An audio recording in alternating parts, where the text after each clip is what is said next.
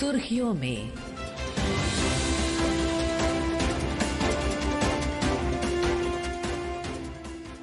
ये आकाशवाणी है। प्रस्तुत है कार्यक्रम सुर्खियों में। इसके अंतर्गत सुनिए आर्थिक सर्वेक्षण 2024-25 के प्रमुख बिंदुओं पर चर्चा।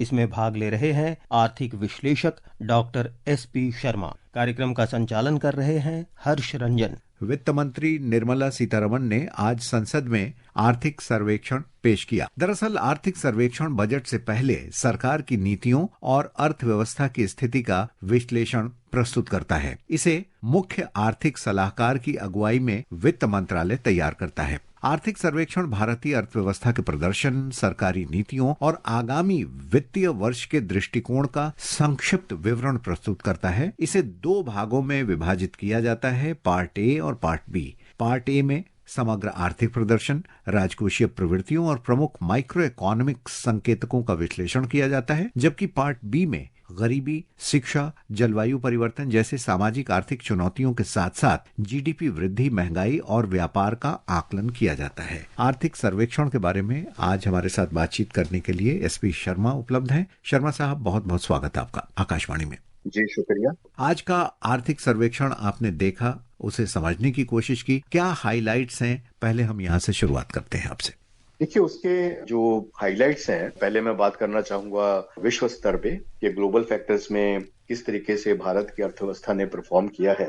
तो जो ग्लोबल ग्रोथ थी वो काफी डिसरप्टेड रही है, अनइवन रही है 2024 में, और खास करके जो मैन्युफैक्चरिंग है वो काफी इम्पैक्टेड था, क्योंकि बहुत सारे ऐसे खित्ते रहे हैं जहां पे जो जियो पॉलिटिकल डेवलपमेंट्स काफी हाई थी, खासकर जो रशिया यूक्रेन में, इधर इजराइल गाजा में, इजराइल लेबनान में, इजराइल ईरान में। तो ये काफी जो कॉन्फ्लिक्ट्स थे, इन्होंने जो सप्लाई चेन्स थी उनको काफी डिसरप्ट किया, जिसकी वजह से मैन्युफैक्चरिंग सेक्टर और मर्चेंडाइज एक्सपोर्ट्स उस तरीके से प्रफुल्लित नहीं हो पाई। और खास करके जो यूरोप के देश थे और जो एशिया के कुछ देशों में ये काफी इम्पैक्टेड रहा, जिससे कि जो डिमांड थी वो काफी वीक रही। और जो सर्विसेज सेक्टर एक्टिविटी थी उसने काफी जोर पकड़ा, जिसकी वजह से जो ग्लोबल ग्रोथ है उसको भी सपोर्ट मिली। और तीसरा जो एक बिंदु है वो है कि इन्फ्लेशन ट्राजेक्टरी में बहुत कमी आई। इन्फ्लेशन काफी जोर से डिसेलरेट हुआ 2022 से 23 में, 23 से 24 में। तो एक अच्छा जो था संकेत ग्लोबल इकोनॉमी को मिला।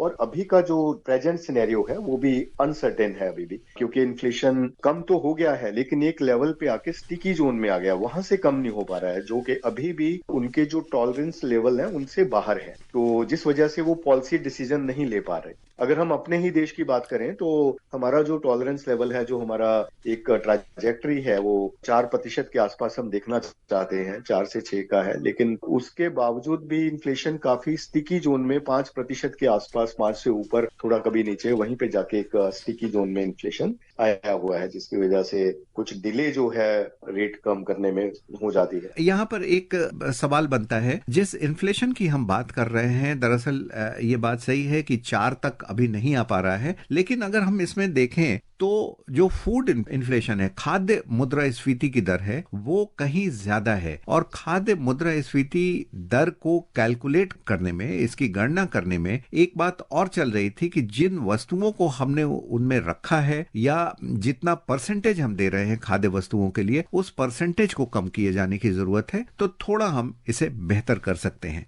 इस पर आपकी क्या टिप्पणी है? फूड इन्फ्लेशन, खास करके मैं इसको शुरू करूंगा एग्रीकल्चर सेक्टर से, जो हमारी ग्रोथ की एक बैकबोन भी है, जिसने हमें 2024-25 में बहुत ज्यादा सपोर्ट भी किया। डिस्पाइट ग्लोबल हेडविंड्स, हमारी जो ग्रोथ है दैट रिमेन्स इंटैक्ट। हम एक स्टेडी जोन में फिर भी परफॉर्म कर पाए। वो एग्रीकल्चर सेक्टर का ही सबसे महत्वपूर्ण योगदान है, supported by services sector also. एक तो एग्रीकल्चर ने हमारी ग्रोथ को सपोर्ट किया, और दूसरा एग्रीकल्चर प्रोडक्शन ने, खास करके खरीफ प्रोडक्शन ने, हमारे जो एग्री कमोडिटी प्राइसेस थे उनको विराम दिया, उनमें स्टेबिलिटी आई, और जिसकी वजह से हमारा जो फूड इन्फ्लेशन है तो वो कम हुआ।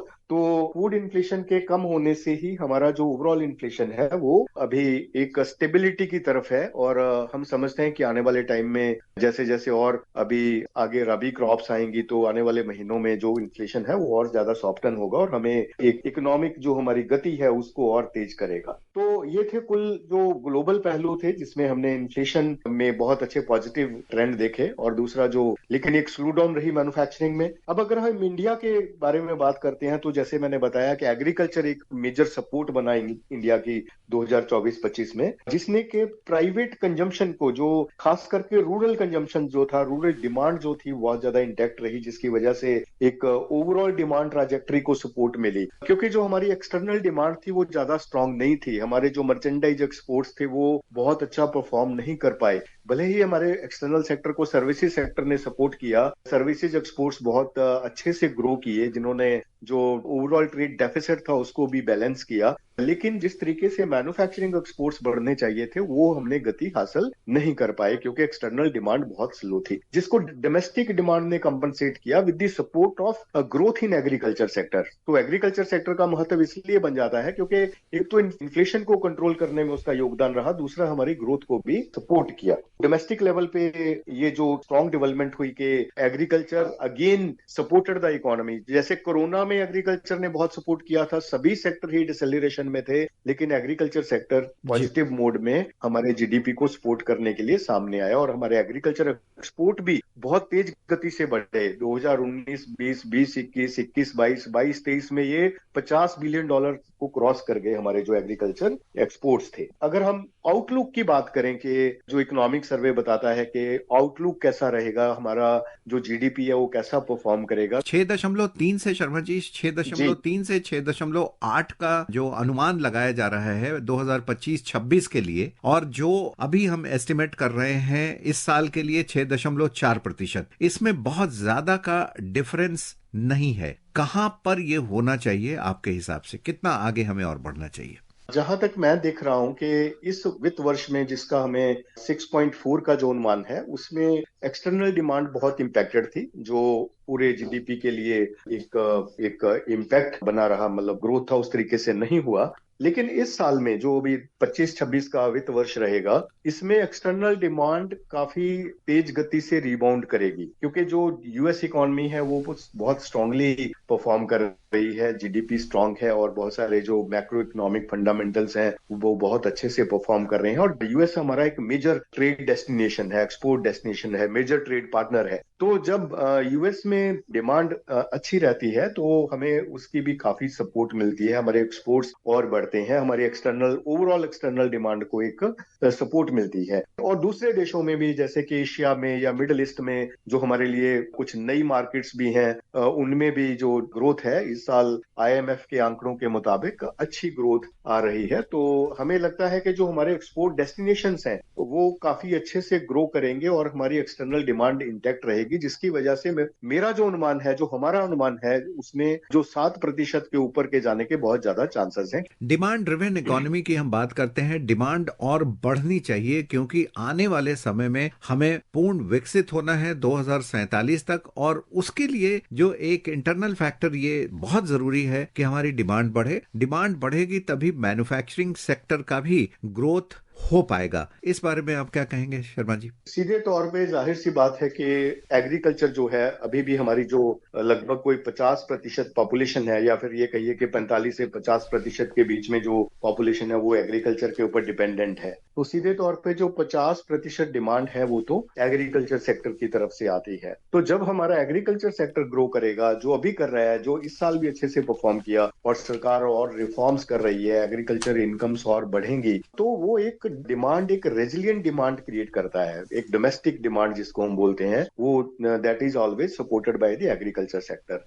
तो जब एग्रीकल्चर में डिमांड आएगी, रूरल सेगमेंट्स में डिमांड आएगी, तो फैक्ट्रीज में ज्यादा उत्पादन की जरूरत पड़ेगी, उनके जो कैपेसिटी यूटिलाइजेशंस हैं वो और ज्यादा इंक्रीज होंगे। जब कैपेसिटी यूटिलाइजेशंस इंक्रीज होंगे तो then they will come for the new investments, और ज्यादा इन्वेस्टमेंट्स करेंगे। जब इन्वेस्टमेंट्स करेंगे तो उनको वर्कफोर्स और डिप्लॉय करनी पड़ेगी अपने अपने रिस्पेक्टिव प्रेमाइसेस में। डिमांड जो है उसका एक बहुत बड़ा कंट्रीब्यूशन है हमारा जो मिशन है विकसित भारत का, उसकी तरफ जाने का। तो हमारी जो फंडामेंटल्स हैं, हमारी जो ग्रोथ है, हमारे जो सेक्टर्स हैं, खास करके मैन्युफैक्चरिंग सेक्टर, उसको डिमांड की ही सपोर्ट मिलेगी। और इसमें मैं बताना चाहूंगा कि जब मैन्युफैक्चरिंग में डिमांड आती है, जब फैक्ट्रीज अपनी एक्सपेंशन करती हैं, तो एमएसएमईज को बहुत सपोर्ट मिलती है, क्योंकि जो एमएसएमईज का कंट्रीब्यूशन है जीडीपी में वो अभी आगे और इंक्रीज होगा। ज्यादातर जो विकसित देश हैं उनके जो मैन्युफैक्चरिंग सेक्टर है, उनके जो एमएसएमईज हैं पर्टिकुलरली बहुत ज्यादा स्ट्रांग है। उनका जीडीपी में लगभग कोई 50, 60, 70% तक का भी कंट्रीब्यूशन रहता है, जो भी हमारा नहीं है। हमें अपने मैन्युफैक्चरिंग में, खास करके एमएसएमईज जो मैन्युफैक्चरिंग में है, उनको और ज्यादा सपोर्ट करने की जरूरत है कि उनका कंट्रीब्यूशन मैन्युफैक्चरिंग में और बढ़े, so that they are able to deploy more and more workforce in their respective premises, के वो ज्यादा से ज्यादा रोजगार पैदा कर पाए, रोजगार के संसाधन पैदा कर पाए।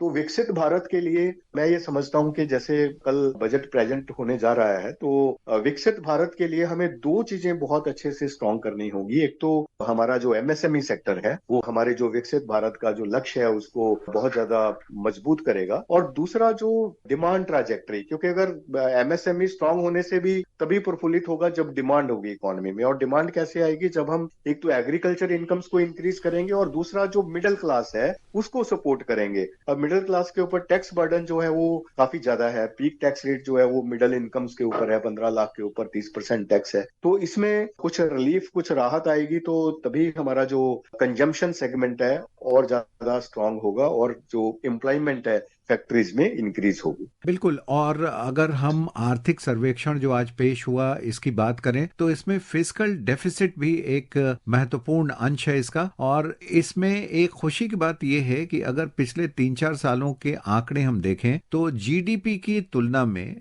2020-21 में जो फिस्कल डेफिसिट था वो 9.2 था, जो 21-22 में घट के 6.7 हुआ, और 22-23 में इसमें और कमी आई 6.4, और 23-24 में ये 5.6। तो जिस तरीके से फिस्कल डेफिसिट में कमी आती जा रही है, अर्थव्यवस्था के हिसाब से आप इसे कैसे देखेंगे? मैं यहाँ पे ये बताना चाहूंगा कि जो फिस्कल डेफिसिट है वो बहुत अति महत्वपूर्ण होता है। जब भी कोई ग्लोबल इन्वेस्टर है, जैसे हम आइसोलेशन में नहीं है, we are a global economy, we are strongly connected with the global economy. जो ग्लोबल इन्वेस्टमेंट्स के बिंदु जो होते हैं, सबसे पहले वो देखते हैं कि इकोनॉमी का फिस्कल डेफिसिट जो है कैसे बैलेंस्ड है, वो फिस्कली कितनी स्ट्रांग है इकोनॉमी। दूसरा जो है इन्फ्लेशन ट्राजेक्टरी कहाँ पे है। तीसरा जो है ग्रोथ कैसा है, जीडीपी ग्रोथ कैसे हो रही है कंट्री में। और चौथा जो करंट अकाउंट डेफिसिट है वो किस कगार पर है, करंट अकाउंट डेफिसिट के क्या मायने हैं, किस तरीके से परफॉर्म कर रहा है। और पांचवा फैक्टर होता है कि जो हमारा सोशल सेक्टर है, जो इंफ्रास्ट्रक्चर में सोशल इंफ्रास्ट्रक्चर और फिजिकल इंफ्रास्ट्रक्चर वो कैसा है। तो fiscal deficit is one of the most important ingredients not only for the country but also the foreign investors, उनके लिए भी बहुत अति महत्वपूर्ण। और हमने इसको बड़े अच्छे से कंट्रोल किया। जो हमारा लॉन्ग टर्म लक्ष्य है इसको और ज्यादा इंप्रूव करने का, उसकी तरफ हम अचीव कर पाएंगे। तो फिस्कल मैनेजमेंट हमारी बहुत स्ट्रांग है और एप्रिशिएबल भी है कि डिस्पाइट हेडविंड्स, डिस्पाइट क्योंकि देखो कोरोना से पहले की अगर हम स्थिति देखें तो यूएस और चाइना में ट्रेड वॉर थी। उसके बाद कोरोना 2020 में पूरे वर्ल्ड को हिट किया। उसके बाद कोरोना अभी खत्म नहीं हुआ था कि जियोपॉलिटिकल डेवलपमेंट्स काफी हाई हो गए। रशिया यूक्रेन में युद्ध हो गया 2022 में, अभी वो नहीं खत्म हुआ तो उसके बाद इधर इजराइल में और गाजा में शुरू हो गया। बहुत सारे ऐसे जो कॉन्फ्लिक्ट थे शुरू हो गए। तो ग्लोबल इकोनॉमी जो थी वो एक स्टेडी ये मोड में या पीसफुल मोड में नहीं चली या काफी डिसरप्शंस रही। तो इनके बावजूद भी हमारा जो फिस्कल डेफिसिट था वो कंट्रोल में रहा और हमने ईयर आफ्टर ईयर उसको इम्प्रूव किया और आने वाले साल में भी वो और इम्प्रूव होगा, which is a great indication for our macro economic management. अगर ग्लोबल लेवल पर बात करें, दुनिया के दूसरे देशों की बात करें, अभी भी इन्वेस्टमेंट के पॉइंट ऑफ व्यू से निवेशकों के लिए भारत एक बेहतरीन जगह बनी हुई है जहां वो निवेश करें। ऐसे में आपकी एक आखिरी टिप्पणी ये चाहिए कि आपको क्या लगता है कि भारत में जो विदेशी निवेश आ रहे हैं उनमें इस वित्त वर्ष में और कितनी वृद्धि होने की संभावना है? जो निवेश है, जो मनी है, money is always in search of a great growth partner and India is one of them. India के पास ग्रोथ है और इसी वजह से जो मनी है भारत की तरफ अट्रैक्ट होती है और हमने हाल ही में $1 ट्रिलियन का FDI जो था, क्यूमुलेटिव FDI का हम $1 ट्रिलियन अट्रैक्ट कर चुके हैं अभी तक 2000 से लेकर 2024 तक। तो एक बहुत बड़ी अचीवमेंट है और आने वाले टाइम में हमारा लक्ष्य है कि हम $100 बिलियन का डेस्टिनेशन बने। बिल्कुल, आकाशवाणी से बातचीत करने के लिए SP शर्मा जी, आपका बहुत बहुत धन्यवाद। जी शुक्रिया, थैंक यू। अभी आप सुन रहे थे आर्थिक सर्वेक्षण 2024-25 के प्रमुख बिंदुओं पर चर्चा। इसमें भाग ले रहे थे आर्थिक विश्लेषक डॉक्टर SP शर्मा। कार्यक्रम का संचालन कर रहे थे हर्ष रंजन। सुर्खियों में